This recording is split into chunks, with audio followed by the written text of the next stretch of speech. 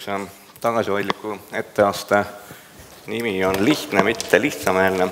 Ja ma arvan, et see on nagu oluline teema selles mõttes, et see on nagu osa meie haridusest olnud tükk aega, et me peame asjad mõtlema väga lihtsaks.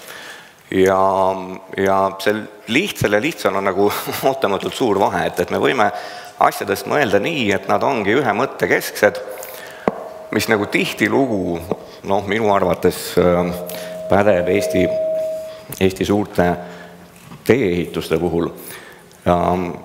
Mitte alati muidugi.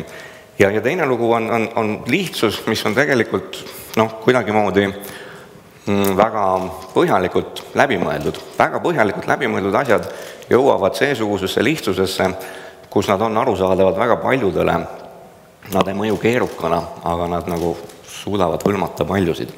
Ja ma alustaks ühe tsitaadiga, ma unustasin selle sinna kirjutada, aga see tsitaat on hästi lühike, see ütleb nii: mida enam filtreid, seda selgem pilk.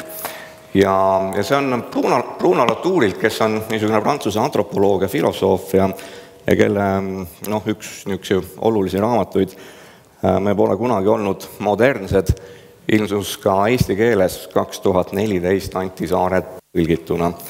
Ja see, mida see siis nüüd tähendab, et mida enam filtreid, seda selgem pilk, et see on justkui vastuolus meie senise tõdemusega, tihtilugu isegi niisuguse intuitiivse tõdemusega, et me oleme harjunud sellega, et kui on üks perspektiiv, ühe inimese pilk või üks selge mõte, siis see on nagu kõige selgem.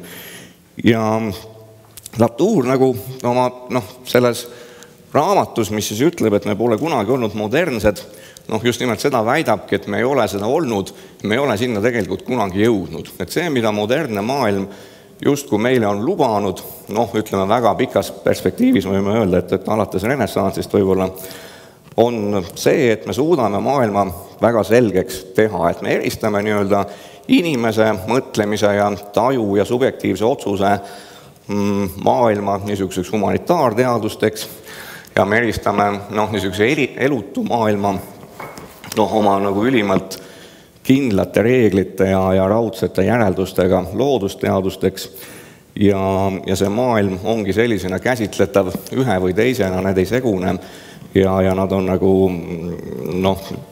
lõpuni see maailm saab niimoodi kirjeldatud ja Latour väidab, et see ei ole nagu mitte kunagi niimoodi juhtunud, seda modernsust pole kunagi tekkinud ja sellest ei ole mõtet enam edasi niimoodi mõtelda. Ja tema näide on nagu ühe niisuguse ajalehe artikli põhjal, see parasjagu ongi pilt eile õhtusest Postimehest ja kui me nüüd vaatame, mida siis nagu räägitakse, millest või mismoodi otsustatakse või mis on nagu see kriteerium, et siin on siis nagu niisugune spordimäng, kus on üsna lihtsameelsed reeglid. Kes viskab rohkem punkte, see võidab. Ja mõned asjad on keelatud, enamus asju on lubatud.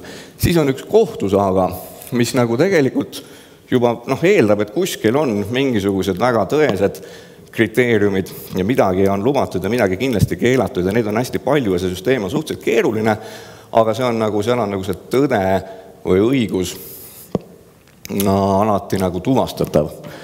Ja siis on kirjandusteadlane ütleb, et too olen kirjutanud oma avaldust ise, kus on juba nagu kolmas aste, et tegelikult ütleb teadlane, tema teab, temal ei saa vastu vaielda, sest et tema oskab analüüsida maailma lahutada nendeks tükkideks, mis on nagu kokku lepitud suhteliselt suure teadlaste seltskonna poolt ja selle põhjal võib järeldada, et too ei kirjutanud oma avaldust ise.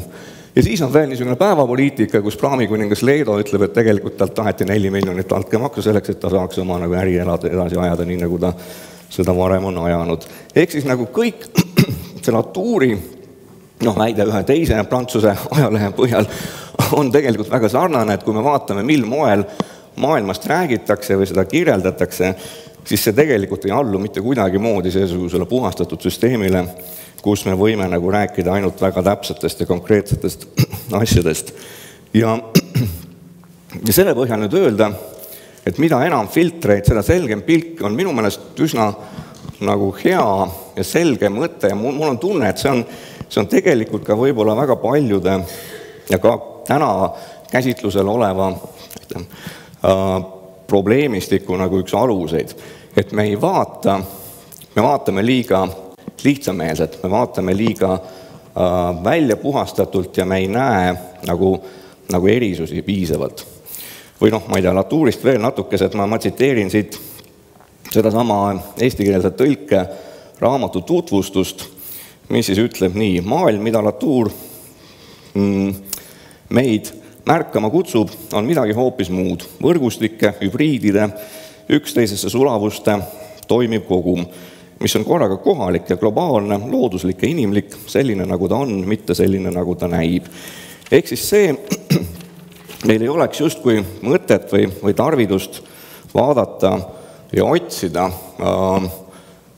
asjade nagu niisuguse mingid olemuslikke sisusid või nagu selliseid raudkindlaid reegleid, vaid me peaksime vaatama asju üsna võrdsetena. Latuur ka väidab, et me võiksime rääkida nagu niisugust asjade demokraatiast ja see, mis loeb, on see, mil viisil nad on ühendatud, milliseid koostisi või koostoimelisi üksusi on neist loodud.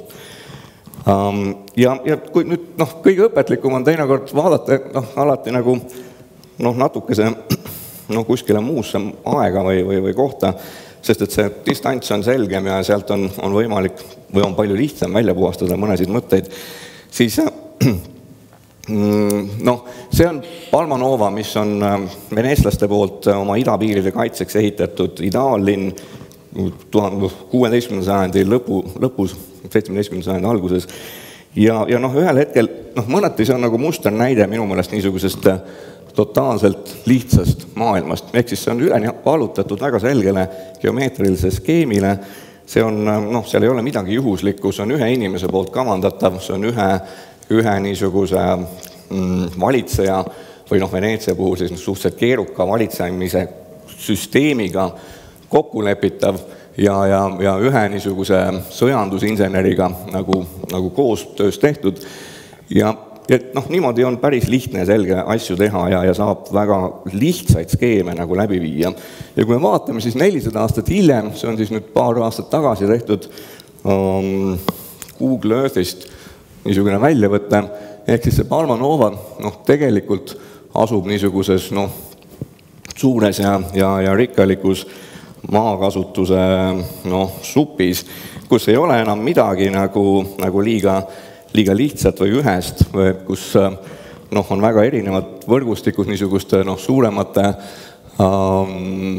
logistikavõrgustikega, ülierineva maakasutusega, kus need kokkulepped on tegelikult palju keerulisemad kui arhitekt, insener ja valitseja, kus on nagu väga erinevad ärihuvid, elamise huvid, omavalitsuse nagu toimemehhanismid, maa hinna reguleerimised, põllumajanduse nagu tsoneerimine pluss nagu selline elamise tiheduste tsoneerimise niisugused nõuded.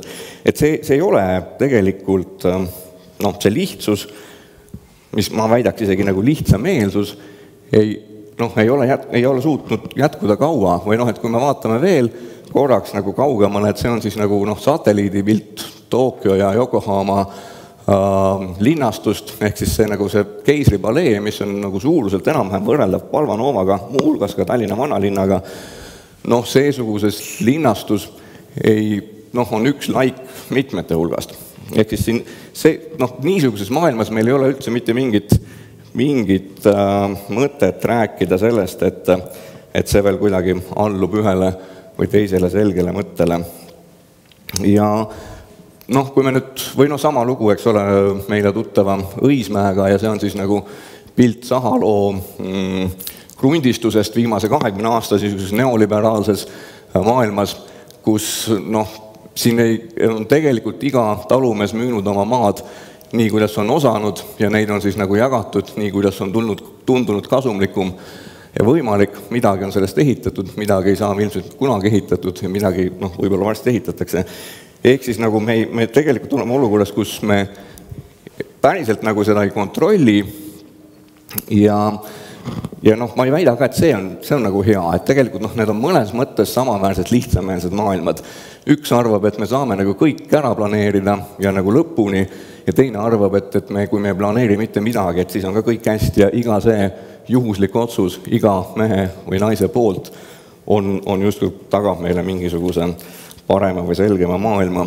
Ja et kui me nüüd vaatame, mis tegelikult on juhtunud siiski viimastel aastatel, on minu meelest politseipark on üsna hea näide ja ma ei räägi siin nüüd ilmtingimata disainist, et kindlasti saab palju nagu paremini ja osavamalt niisuguse materjaalsed koostisid teha, aga tegelikult on see oluline näide sellest märkamisest ja kaasamisest, mida me nagu ühiskonnas ja linnaruumis peaksime tegema ja nägema.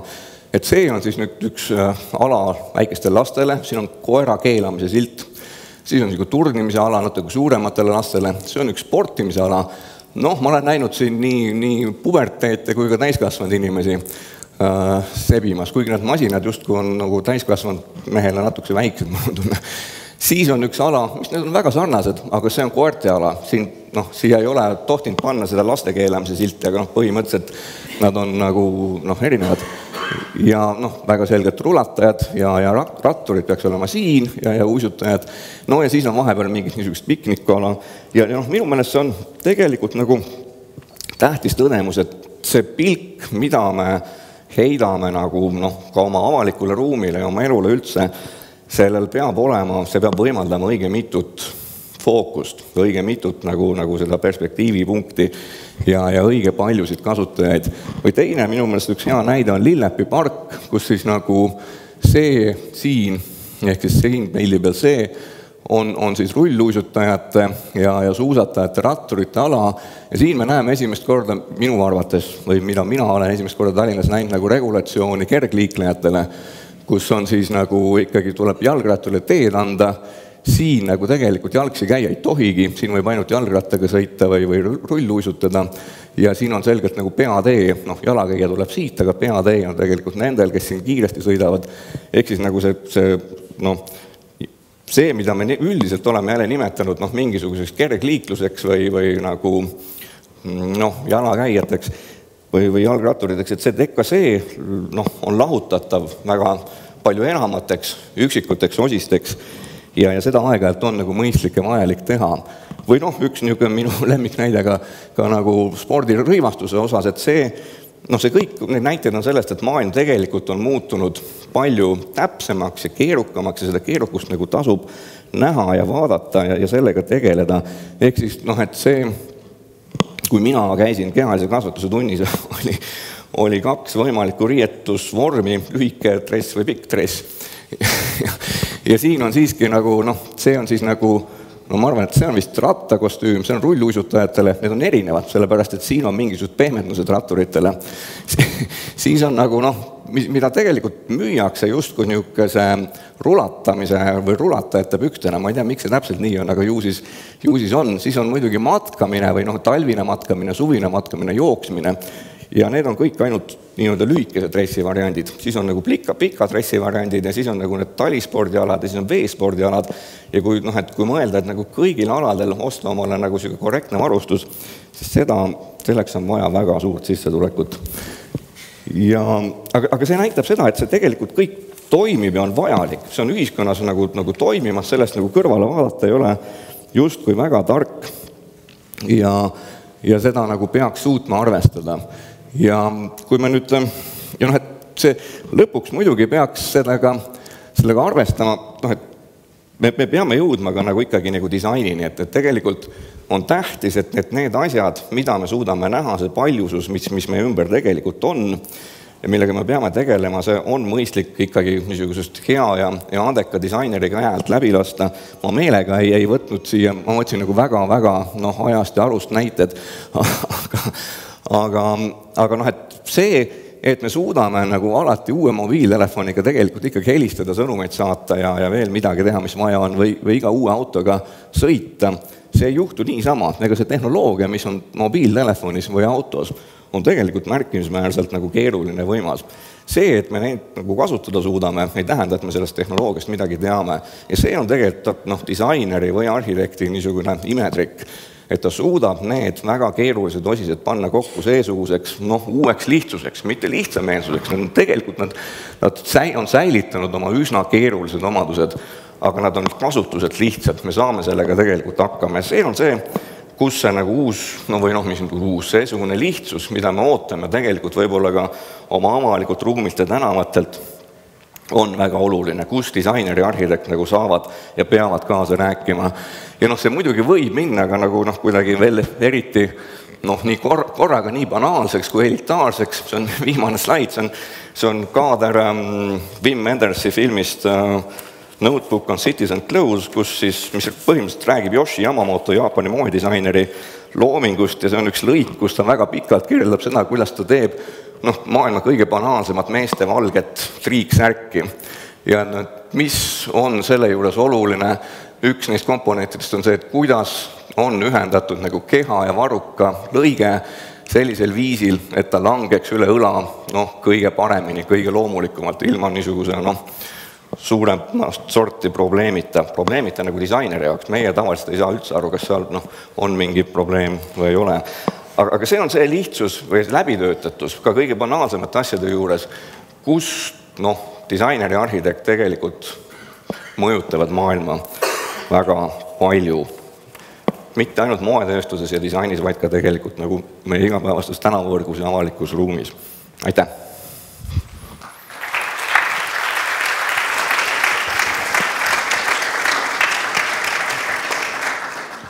Kas on küsimusi? No, kindlasti mõni on, aga ma alustan siis. Tagasi tulles nüüd Reidi-tee juurde. Kui praegu põhjendatakse seda sellise magistraalmassi ehitamist ühtpidi ka, või on põhjendatud sellega, et me viime justkui juhime liikluse kesklinnast mööda, et siis ilmselgelt on üks selline lihtsameelne, et see on üks niisugune lihtsameelne mõte, et tegelikult see, mida me seal näeme või näeme juhtuvat, on see, et me just nimelt toome need ummikud kesklinna.